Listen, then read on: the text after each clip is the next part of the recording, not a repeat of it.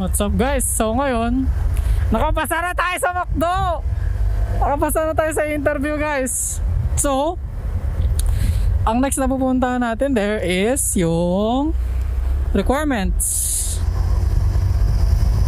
Yun ang ganap natin sa ngayong araw. Punta tayo sa McDo for the requirements. Actually, double check ko pag malapit na ako doon. Sabi 10 PM daw ay 10 AM. So yeah, medyo maaga tayo pupunta doon. Mabilis na naman yung biyahe doon, around 10 to 15 minutes. Depende sa takbo ko. Pero kung 60, aabot tayo doon na mga 15, 14. Pag 80, syempre mas maaga, 11, 10. Di natin kailangan magmadali. Kasi maaga pa. Kaya ang oras na yan, advance yan, 4 minutes. So, tignan nyo. 9:36 pa lang eh.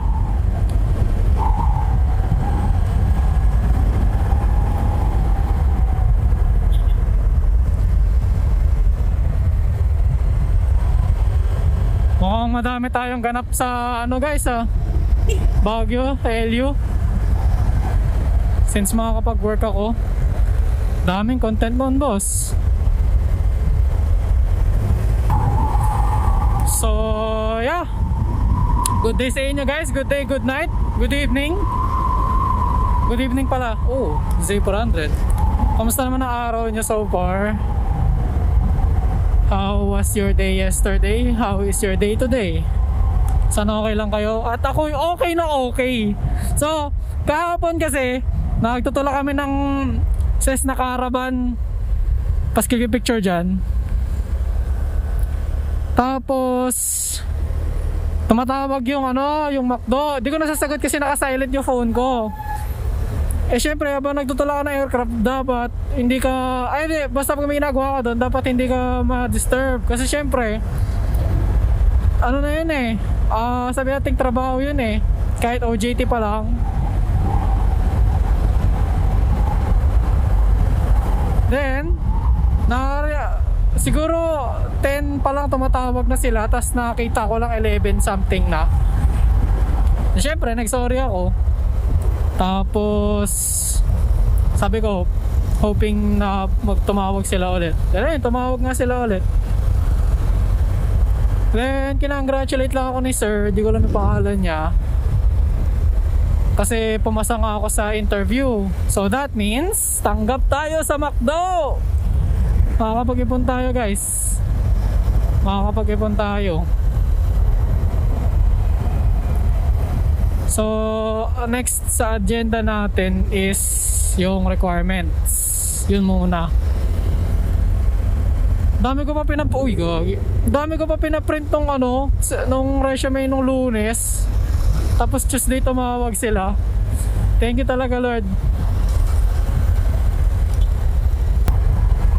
So tayo sa McDonald's Bacau magtatrabaho as service crew or kung ano mang available na mabibigay sa atin. Papakita ko naman sa inyo para pumunta doon if galing kang Lancaster Teka, siya dumaliwanag, baba ko lang shades, visor, tinted visor ko. Diretso tayo papalabas ng Wilcon. Hindi ko alam anong tawag sa kasada na to. Alam ko lang paano pumunta dun Sorry guys.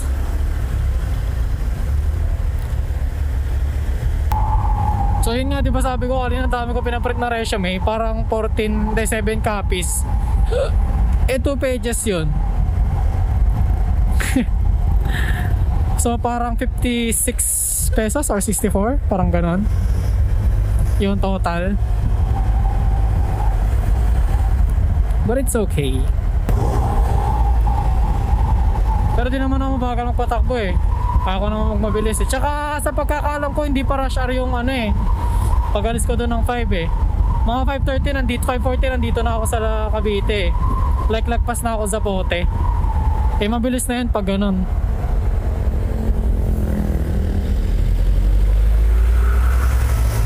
Hindi, mga 5:35 ganon, 5:40. Grabe to, sayang to mga dito kung alam kong may gana lang ako mag-work nun eh. So wala eh, pero okay lang. Tapos na eh.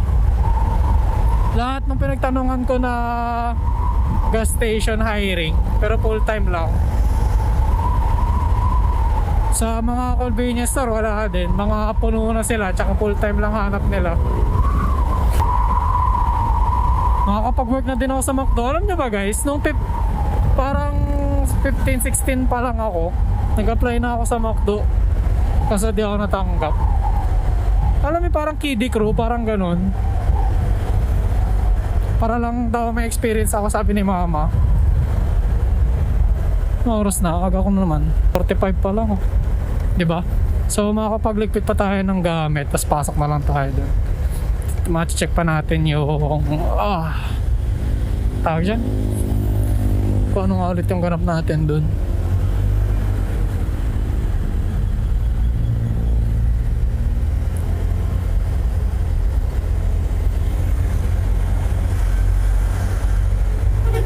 Oh, yeah, dito na nga pala ako. Huwag na tayo mag-overtake.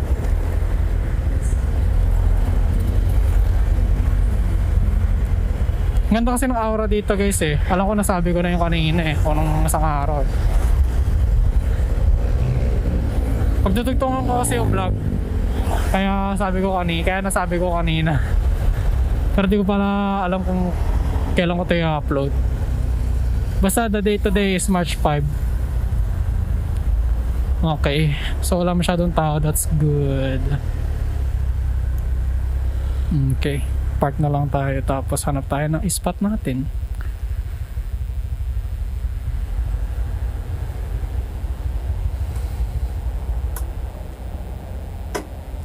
Okay guys, end ko muna yung vlog dito. Okay, so kuha na natin yung requirements na kailangan natin. Uwi muna tayo for the barangay clearance and what do you call this, everything. Hingi money kay mother para may pang requirements. Yeah.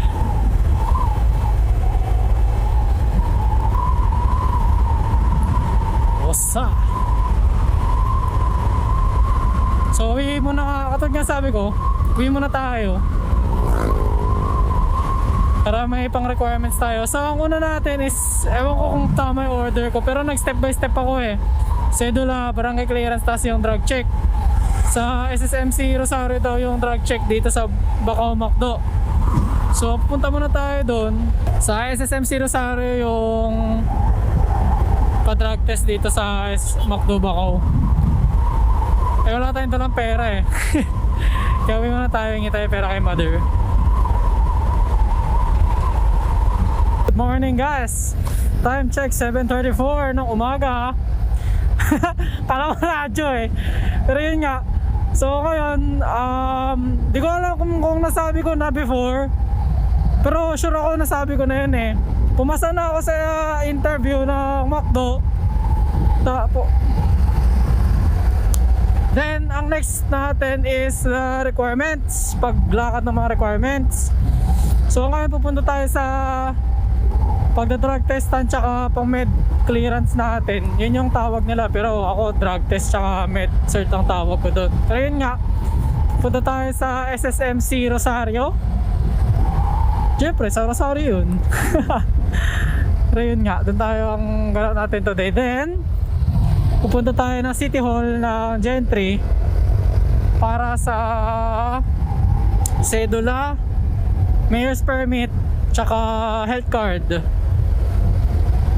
Ewan ko kung pwede ko na kunin yun agad, pero tignan natin mamaya kung same day ang process. If ever same day process, edi hintayin ko na yun dun. Di ayaw ko na umuwi. Sarap pa ako ng gas. So matipid naman si Shiro sa gas, pero yun nga, gas pa din yung ilang kilometro din yung 10 kilometers balikan. I know, hindi ka kaya na sa litre yun, but it's me and not you. Hey, supermoto. Anong to motor? Parang CRF. Ito nag CRF din. Aha, galing ko talaga.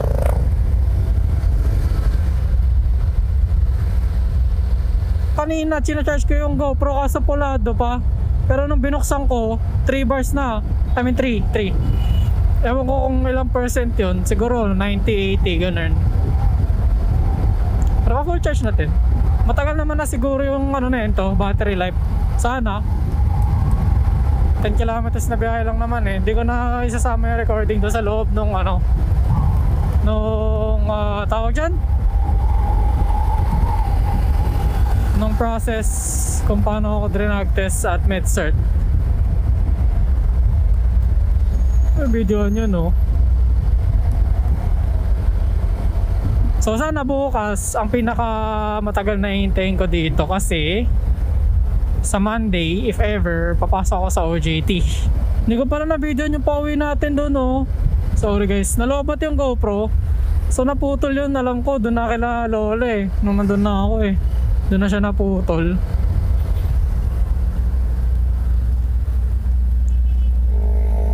Tapos di ko na na-video yung pauwi ko talaga.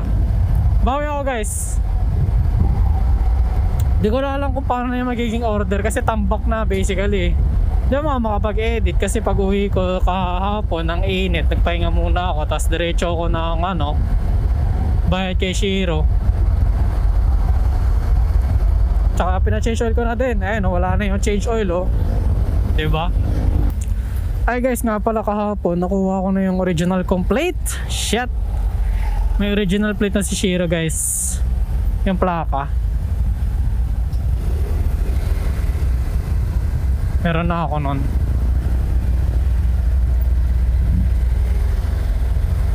So, ang mangyayari niyan, gawin ko ng backup yung temporary plate. Meron na ako kasi.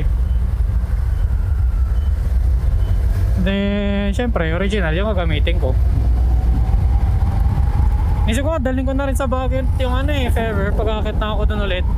Yung tawag dyan, yung plate, yung temporary plate tsaka yung original plate, dalhin ko na sa Baguio or dalhin ko na rin yung backup plate. Syempre, malay mo ba kung may magnanakaw ng plate doon, no? So mapapakita ko na rin sa inyo ko sa McDo ko na gano'n no, nag-apply. Kaya nakikita naman na rin ko paano yung papunta ko dun eh. So if magkakaroon tayo ng OJT, dire-diretso tayo imbis nakakaliwa sa Phoenix papasok ng Lancaster. Kaya nakikita nyo yung McDo sign na yun. Dun tayo. McDonald's back auto eh. Kaya kung may pupunta dyan, di ba? Walaan nyo na lang kung ano oras yung ano ko, in ko dun. Pero hindi pa lang ako nag-i-start eh.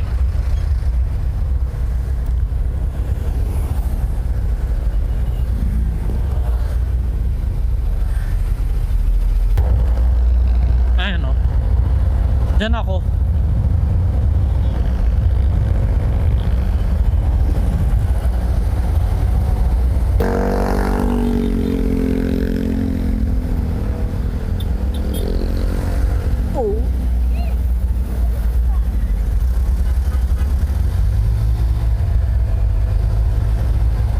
Yeah.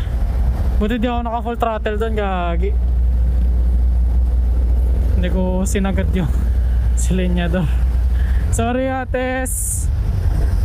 I'm sorry.